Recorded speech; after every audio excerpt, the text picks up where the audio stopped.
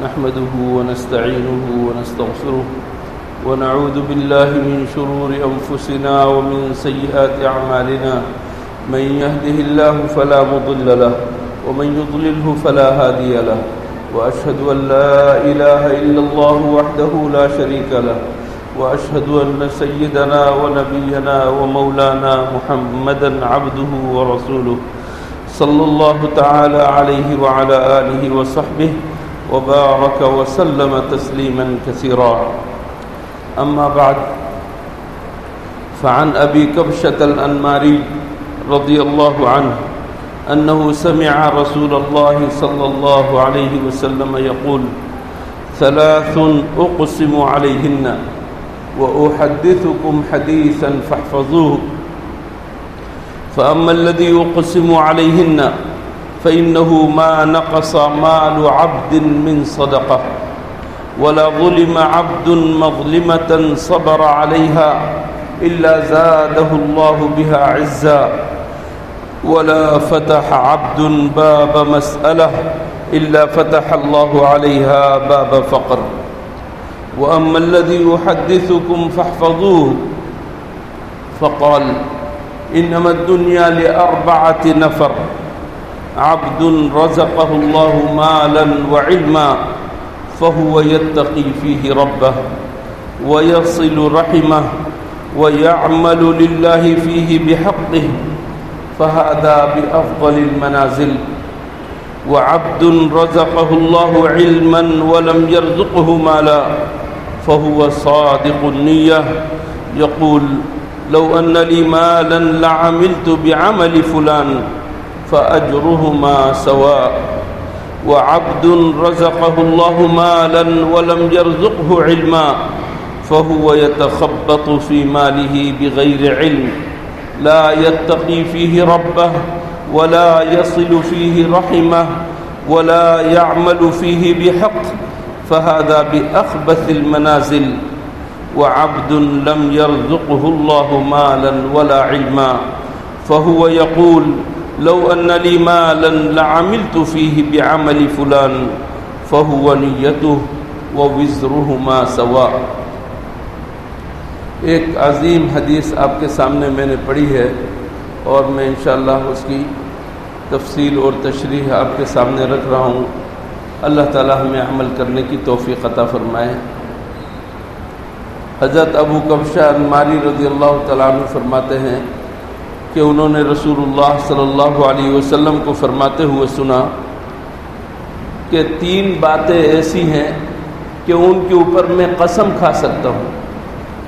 تین باتیں حضور اکرم صلی اللہ علیہ وسلم فرما رہے ہیں، تین باتیں ایسی ہیں کہ میں ان پر قسم کھاتا ہوں.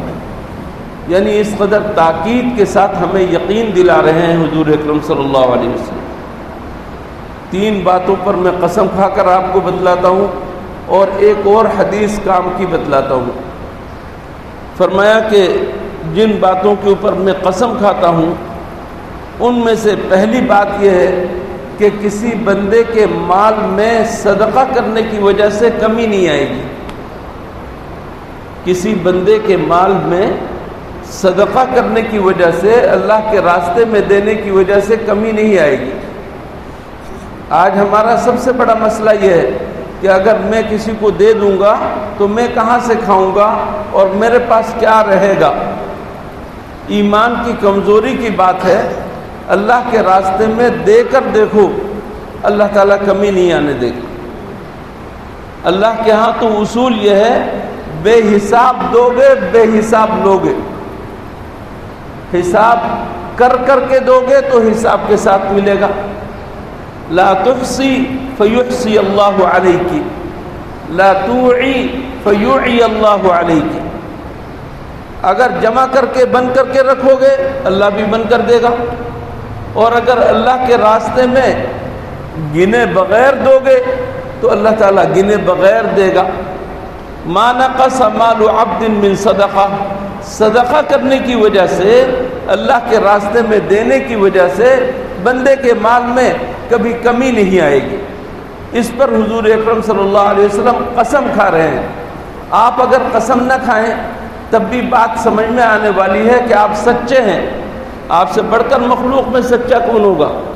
لیکن اس کے باوجود مجھے اور آپ کو ایمان پختہ کرنے کے لیے اور یقین دلانے کے لیے حضور اکرم صلی اللہ علیہ وسلم فرما رہے ہیں کہ ما نقص مال عبد من صدقہ۔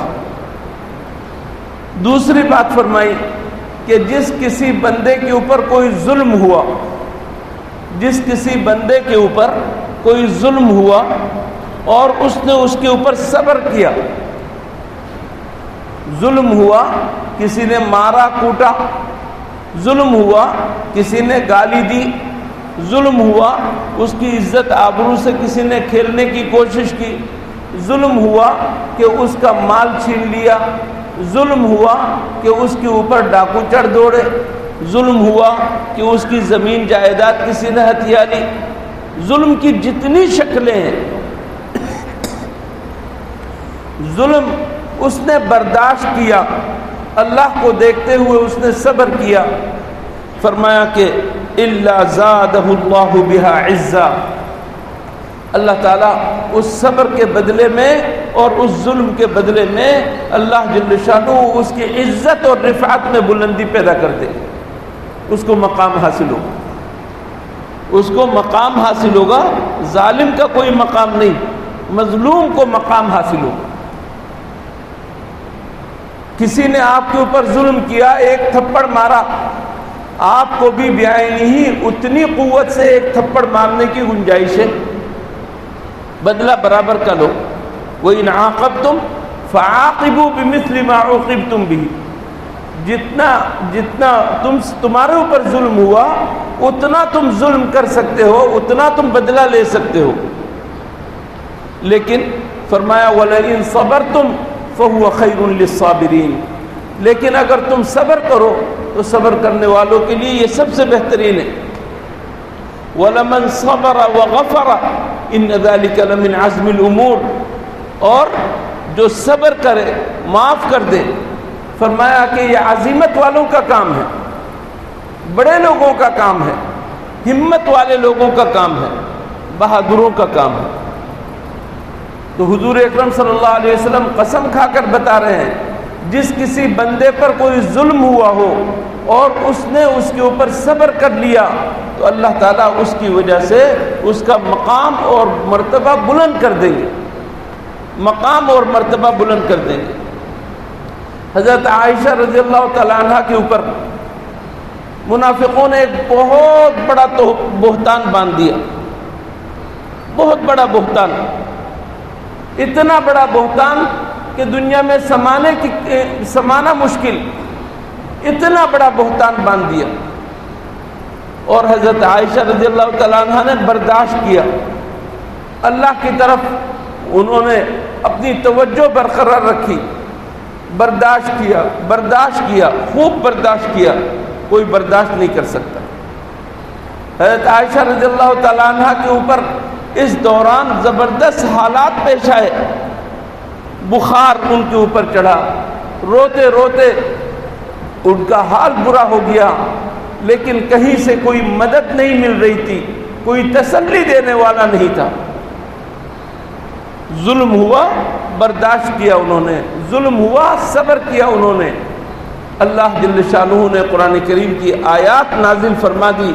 حضرت عائشہ فرماتی ہیں کہ مجھے یہ تو یقین تھا کہ اللہ تعالیٰ میری بے گناہی کسی نہ کسی طرح بتلا دیں گے، لیکن مجھے نہیں معلوم تھا کہ رہتی دنیا تک ان آیات کو تلاوت کرنے والی آیات میرے بارے میں اللہ تعالیٰ نازل فرما دیں گے، یہ مجھے معلوم نہیں تھا۔ کیا مرتبہ بنا صدیقہ عائشہ، حضور اکرم صلی اللہ علیہ وسلم کے گھر میں وہ آئیں، 9 سال کی تھی صرف۔ حضور اکرم صلی اللہ علیہ وسلم کا جب انتقال ہوا تو ان کی عمر صرف 18 سال، 18 سال کی عورت نہیں، لڑکی ہوتی ہے، لیکن ان کو اللہ تعالیٰ نے جو مقام دیا، بڑے بڑے صحابہ اکرام ان سے مسئلے پوچھنے کے لیے جاتے تھے، ان کو اللہ تعالیٰ نے ایسا مقام دیا۔ اللہ کے ہاں کتنا بڑا مقام ہوگا، دنیا کے اندر اللہ تعالیٰ نے ان کو یہ مقام دیا۔ بھونکنے والے آج بھی بھونک رہے ہیں، اللہ تعالیٰ کی لعنت ہو ایسے بھونکنے والوں پر۔ حضرت صدیقہ عائشہ کا مقام صبر کرنے کی وجہ سے اللہ تعالیٰ نے ایسا بڑھایا۔ تو جس کسی بندے پر کوئی ظلم ہو، حضور اکرم صلی اللہ علیہ وسلم قسم کھا رہے ہیں، قسم کھا کر ہمیں یقین دلا رہے ہیں کہ اگر وہ صبر کرے تو اس کو اللہ تعالیٰ اس کو عزت اور رفعت کے اعتبار سے بہت بلند کر دیں گے۔ اور فرمایا تیسری بات بہت یاد رکھنے کی ہے، بہت یاد رکھنے کی، فرمایا جس کسی بندے نے مانگنے کا دروازہ کھول دیا، جس کسی بندے نے لوگوں کے سامنے ہاتھ پھیلانے کا دروازہ کھول لیا اپنے لیے، فرمایا اللہ اس کے لیے فقر کا دروازہ کھول دے گا۔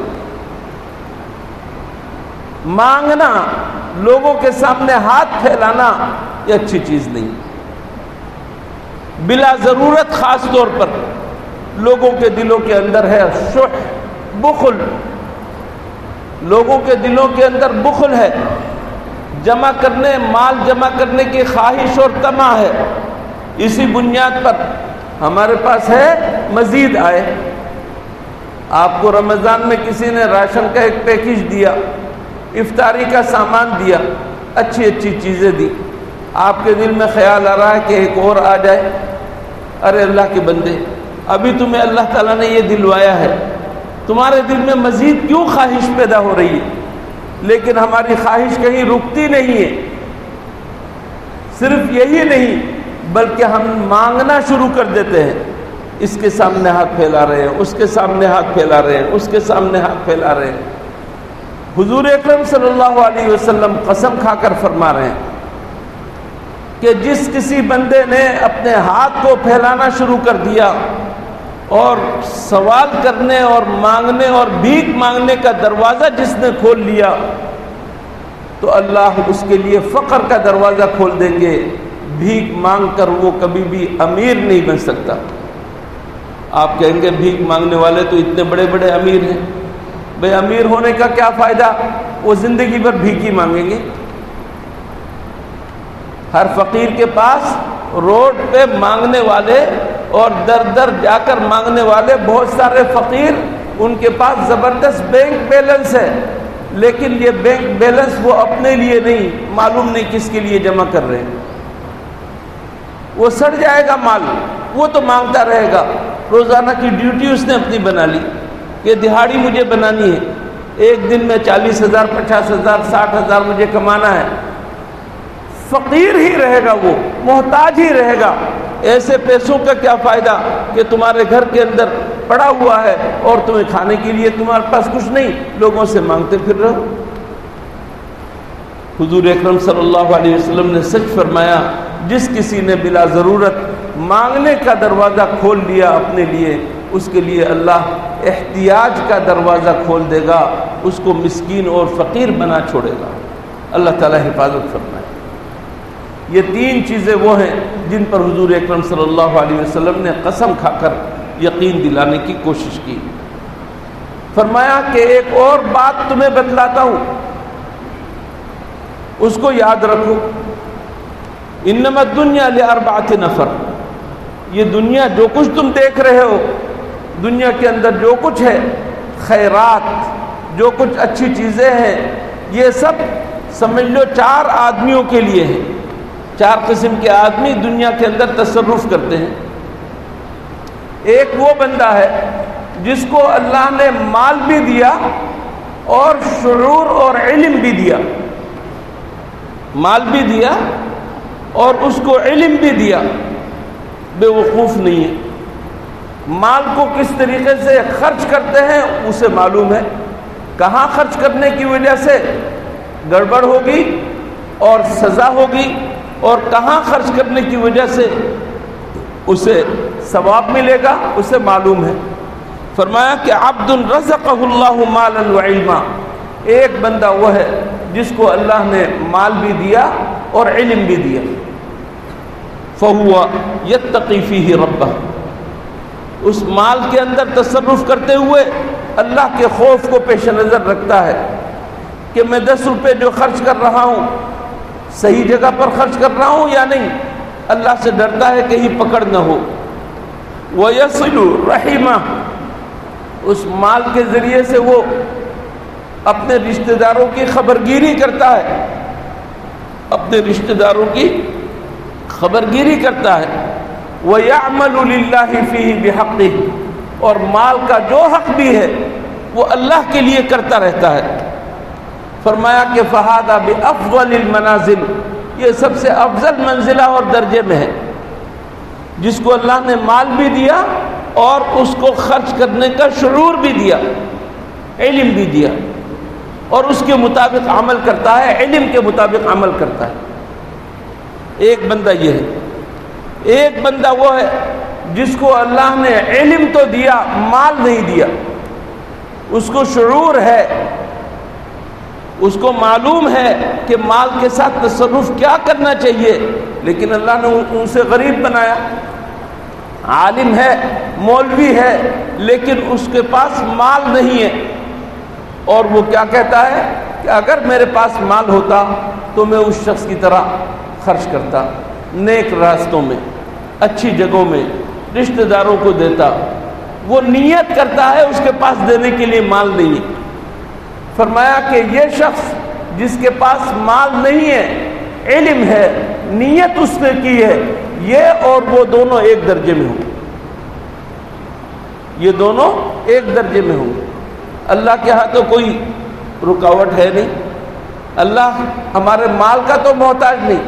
کوئی آدمی لاکھوں خرچ کرے اور کوئی آدمی ایک پیسہ خرچ کرے یا ایک پیسہ بھی خرچ نہ کرے، اللہ دونوں کو برابر کر سکتا ہے. یہ دونوں ایک عملاً کر رہا ہے، دوسرے کے پاس کرنے کے لیے نہیں ہے، لیکن نیت اس کی ہے. فرمایا کہ اس نیت کی برکت سے دونوں ایک درجے کے ہو جائیں گے. ایک وہ شخص ہے جس کو اللہ نے مال تو دیا لیکن علم نہیں دیا. مال دیا لیکن اس کو مال خرچ کرنے کا شعور نہیں دیا، دیوانہ ہے. فَهُوَ يَتَخَبَّطُ فِي مَالِهِ بِغَيْرِ عِلْمٍ وَلَا يَتَّقِي فِيهِ رَبَّهُ وَلَا يَصِلُ فِيهِ رَحِمَهُ وَلَا يَعْمَلُ فِيهِ بِحَقٍّ. وہ اپنے مال میں ٹامک ٹوئیاں مارتا ہے، ادھر خرچ کر رہا ہے، ادھر خرچ کر رہا ہے، کوئی اللہ کا خوف اس کے دل میں نہیں. اپنے رشتہ داروں کو نہیں دیتا.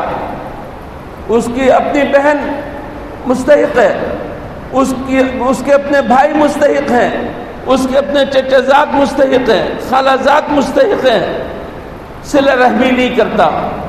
مال پر جو حق بنتا ہے وہ حق ادا نہیں کرتا. مال تو دیا لیکن اس کے پاس شعور نہیں ہے، بے وقوف ہے، علم نہیں ہے، کیسے خرچ کریں گے یہ معلوم نہیں ہے، اور مال کو اس طرح ضائع کر رہا ہے. فرمایا فہذا بأخبث المنازل، یہ بدترین درجے کا آدمی ہے، بہت برے درجے کا آدمی ہے. ایک وہ شخص ہے جس کو اللہ نے مال بھی نہیں دیا، علم بھی نہیں دیا. مال نہیں ہے خرچ کرنے کے لیے، علم نہیں ہے کہ شعور اس کے اندر آئے. وہ کیا کرتا ہے؟ وہ کہتا ہے، اس بڑے آدمی کو دیکھ کر کہتا ہے کہ یہ جس طرح کر رہا ہے نا، ناچ گانے میں خرچ کر رہا ہے، فنکشن کرا رہا ہے، بڑے لمبے چوڑے جو ہے لوگوں کی دعوتیں کر کے نام بٹور رہا ہے. میرے پاس مال ہوتا تو میں بھی اسی طرح کرتا. اس نے اس جیسی نیت کی. فرمایا کہ جس طرح اس کے اوپر وبال اور وہ بدترین درجے کا، یہ کیے بغیر اس کے درجے میں جائے گا، بدترین درجے کا ہو. اللہ تعالیٰ مال دے تو مال کو خرچ کرنے کا سلیقہ بھی سیکھنا چاہیے، مال کو خرچ کرنے کا سلیقہ بھی ہونا چاہیے. حضور اکرم صلی اللہ علیہ وسلم نے ایک صحابی کو دیکھا کہ وہ وضو میں پانی زیادہ خرچ کر رہے ہیں. حضور اکرم صلی اللہ علیہ وسلم نے فرمایا کہ پانی میں اسراف مت کرو، وضو کرنے میں اسراف مت کرو. تو اس صحابی نے عرض کیا، یا رسول اللہ، وضو میں بھی اسراف ہوتا ہے؟ وضو کرتے ہوئے بھی اسراف ہوتا ہے کیا؟ حضور اکرم صلی اللہ علیہ وسلم نے فرمایا کہ ہاں، اگر تم جاری نہر پر وضو کر رہے ہو، تمہارا ایک قطرہ پانی بھی ضائع نہیں جا رہا، تب بھی اسراف ہے اگر زیادہ خرچ کرو گے. مال اللہ تعالیٰ نے تمہیں دیا ہے، تمہیں اللہ تعالیٰ نے 8-10 بچے بھی دیے ہیں، تم اپنے بچوں کو فراخی کے ساتھ دے رہے ہو، اس کے اوپر مزید لاد دینا یہ اسراف ہے۔ جائز بھی ہو تو زائد خرچ کرنا اسراف ہے، اور ناجائز خرچ کرنا اس کو قرآن کی اصطلاح میں تبذیر کہتے ہیں، مبذر کہتے ہیں ایسے خرچ کرنے والے کو۔ اور ایسوں کے بارے میں فرمایا ان المبذرین کانوا اخوان الشیاطین، اسراف کرنے والے اور بیجا خرچ کرنے والے، ناجائز خرچ کرنے والے وہ شیطان کے بھائی ہیں۔ اللہ مال دے، کہتے ہیں نا حسن دے تو اللہ نزاکت بھی دے، حسن کے مطابق عمل کرے۔